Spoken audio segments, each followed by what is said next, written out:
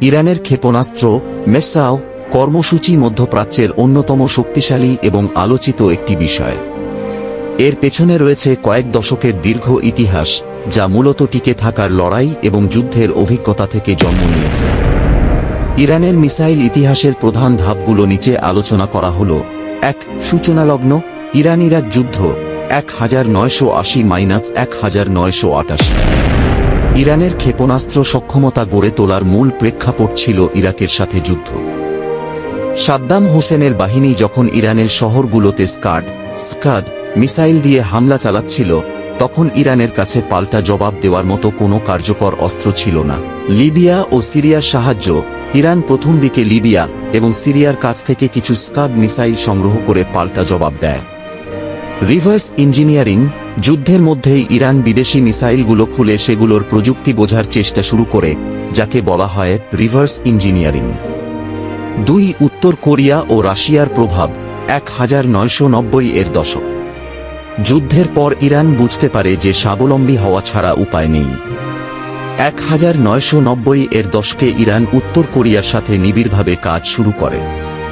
শাহাব-1 এবং শাহাব-2 উত্তর কোরিয়ার নোডং মিসাইলের ওপর ভিত্তি করে ইরান তাদের নিজস্ব স্কাড সংস্করণ তৈরি করে। শাহাব-3 1998 সালে ইরান শাহাব-3 পরীক্ষা করে, যা প্রায় 300 কিমি দূরে আঘাত হানতে সক্ষম ছিল। এটি ইরানের ইতিহাসে একটি বড় মাইলফলক, কারণ এটি ইসরায়েলে আঘাত হানার সক্ষমতা অর্জন করে। ৩. আধুনিকায়ন ও নির্ভুলতা 2010 সালের পর থেকে ইরান কেবল দূরত্বের দিকে নজর না দিয়ে প্রিসিশন, নির্ভুলতা এবং সাওয়াদ-ফুও কঠিন জ্বালানি প্রযুক্তির দিকে মনোযোগ দেয়।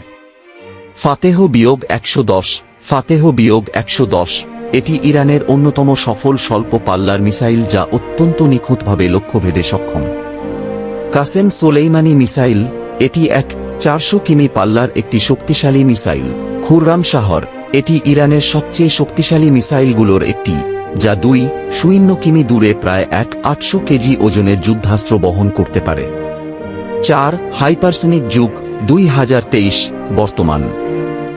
সাম্প্রতিক বছরগুলোতে ইরান হাইপারসনিক প্রযুক্তিতে প্রবেশ করেছে বলে দাবি করেছে। ফাত্তাহ 2023 সালে ইরান তাদের প্রথম হাইপারসনিক মিসাইল ফাত্তাহ উন্মোচন করে। তাদের দাবি অনুযায়ী এটি শব্দের চেয়ে 15 গুণ বেশি দ্রুত চলতে পারে এবং যেকোনো প্রতিরক্ষা ব্যবস্থা ফাঁকি দিতে সক্ষম। কেন ইরান মিসাইল তৈরি করে? মূল কারণসমূহ। ১. প্রতিরোধ ব্যবস্থা ডিটারেন্স আধুনিক বিমান বাহিনীর অভাব মেটাতে ইরান মিসাইলকে তাদের প্রধান প্রতিরক্ষা ঢাল হিসেবে ব্যবহার করে। ২. প্রক্সি নেটওয়ার্ক হিজবুল্লাহ বা হুথি বিদ্রোহীদের এই প্রযুক্তির যোগান দিয়ে তারা আঞ্চলিক প্রভাব বজায় রাখে। ৩. নিষেধাজ্ঞার চাপ কঠোর আন্তর্জাতিক নিষেধাজ্ঞা সত্ত্বেও তারা নিজস্ব প্রযুক্তিতে এই বিশাল ভাণ্ডার গড়ে তুলেছে। একটি মজার তথ্য, ইরানের মিসাইল কর্মসূচির জনক বলা হয় হাসান তেহরানি মোগদ্দামকে। তিনি 2011 সালে একটি বিস্ফোরণে মারা যান, কিন্তু তার তৈরি করা ভিত্তি আজ ইরানকে এই অবস্থানে নিয়ে এসেছে। ইরানের ক্ষেপণাস্ত্র মেসাও কর্মসূচি মধ্যপ্রাচ্যের অন্যতম শক্তিশালী এবং আলোচিত একটি বিষয়। এর পেছনে রয়েছে কয়েক দশকের দীর্ঘ ইতিহাস, যা মূলত টিকে থাকার লড়াই এবং যুদ্ধের অভিজ্ঞতা থেকে জন্ম নিয়েছে। ইরানের মিসাইল ইতিহাসের প্রধান ধাপগুলো নিচে আলোচনা করা হল। ১. সূচনালগ্ন ইরান-ইরাক যুদ্ধ 1980-1988। ইরানের ক্ষেপণাস্ত্র সক্ষমতা গড়ে তোলার মূল প্রেক্ষাপট ছিল ইরাকের সাথে যুদ্ধ। সাদ্দাম হোসেনের বাহিনী যখন ইরানের শহরগুলোতে স্কাড মিসাইল দিয়ে হামলা চালাচ্ছিল, তখন ইরানের কাছে পাল্টা জবাব দেওয়ার মতো কোনো কার্যকর অস্ত্র ছিল না। লিবিয়া ও সিরিয়ার সাহায্য ইরান প্রথম দিকে লিবিয়া এবং সিরিয়ার কাছ থেকে কিছু স্কাড মিসাইল সংগ্রহ করে পাল্টা জবাব দেয়। রিভার্স ইঞ্জিনিয়ারিং যুদ্ধের মধ্যেই ইরান বিদেশি মিসাইলগুলো খুলে সেগুলোর প্রযুক্তি বোঝার চেষ্টা শুরু করে, যাকে বলা হয় রিভার্স ইঞ্জিনিয়ারিং। ২. উত্তর কোরিয়া ও রাশিয়ার প্রভাব 1990-এর দশক। যুদ্ধের পর ইরান বুঝতে পারে যে স্বাবলম্বী হওয়া ছাড়া উপায় নেই। 1990-এর দশকে ইরান উত্তর কোরিয়ার সাথে নিবিড়ভাবে কাজ শুরু করে। শাহাব-1 এবং শাহাব-2 উত্তর কোরিয়ার নোডং মিসাইলের ওপর ভিত্তি করে ইরান তাদের নিজস্ব স্কাড সংস্করণ তৈরি করে।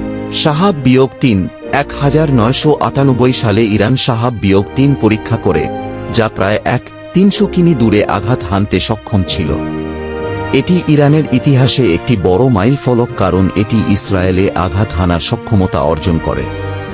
3 আধুনিকায়ন ও নির্ভুলতা 2010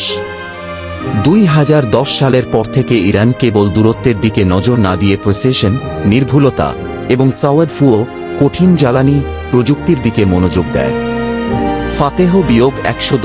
ফাতেহ-110 এটি ইরানের অন্যতম সফল স্বল্প পাল্লার মিসাইল, যা অত্যন্ত নিখুঁতভাবে লক্ষ্যভেদে সক্ষম। কাসেম সোলেইমানি মিসাইল, এটি 400 কিমি পাল্লার একটি শক্তিশালী মিসাইল। খুররাম শাহর, এটি ইরানের সবচেয়ে শক্তিশালী মিসাইলগুলোর একটি, যা 2.0 কিমি দূরে প্রায় 800 কেজি ওজনের যুদ্ধাস্ত্র বহন করতে পারে। 4 হাইপারসনিক যুগ 2023 বর্তমান। সাম্প্রতিক বছরগুলোতে ইরান হাইপারসনিক প্রযুক্তিতে প্রবেশ করেছে বলে দাবি করেছে। ফাত্তাহ 2023 সালে ইরান তাদের প্রথম হাইপারসনিক মিসাইল ফাত্তাহ উন্মোচন করে। তাদের দাবি অনুযায়ী এটি শব্দের চেয়ে 15 গুণ বেশি দ্রুত চলতে পারে এবং যে কোনো প্রতিরক্ষা ব্যবস্থা ফাঁকি দিতে সক্ষম। কেন ইরান মিসাইল তৈরি করে? মূল কারণসমূহ: 1 প্রতিরোধ ব্যবস্থা, ডিটারেন্স। আধুনিক বিমান বাহিনীর অভাব মেটাতে ইরান মিসাইলকে তাদের প্রধান প্রতিরক্ষা ঢাল হিসেবে ব্যবহার করে। 2 প্রক্সি নেটওয়ার্ক।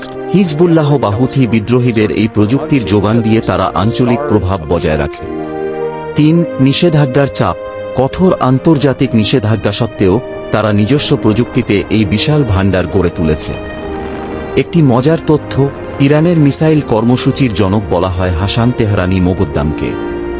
তিনি 2011 সালে একটি বিস্ফোরণে মারা যান, কিন্তু তার তৈরি করা ভিত্তি আজ ইরানকে এই অবস্থানে নিয়ে এসেছে।